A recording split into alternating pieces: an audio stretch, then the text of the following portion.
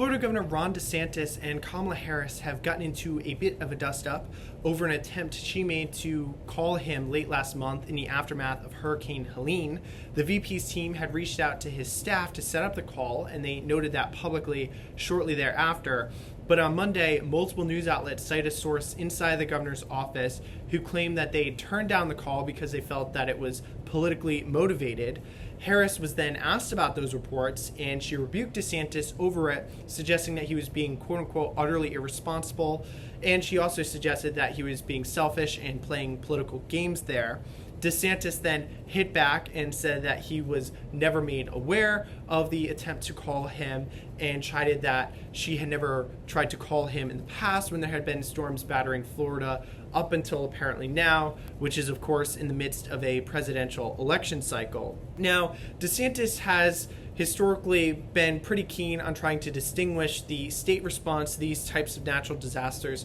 from that of the federal government. Last week, for example, President Biden went to survey some of the damage done from Hurricane Helene in Florida, and the White House said that they invited DeSantis to appear with him for that visit, but DeSantis opted not to do so and instead did a press conference about 300 miles away during the president's visit. Biden and DeSantis did have a call on Monday to discuss preparations for Hurricane Milton, which is projected to be one of the most severe storms to impact Florida in quite a while. And Biden later praised DeSantis, saying that he's done a great job getting ready for this. And DeSantis has publicly stated that the federal government has given Florida everything that they've asked for so far when it comes to dealing with Hurricane Helene and the upcoming Hurricane Milton, which is projected to make landfall by Wednesday.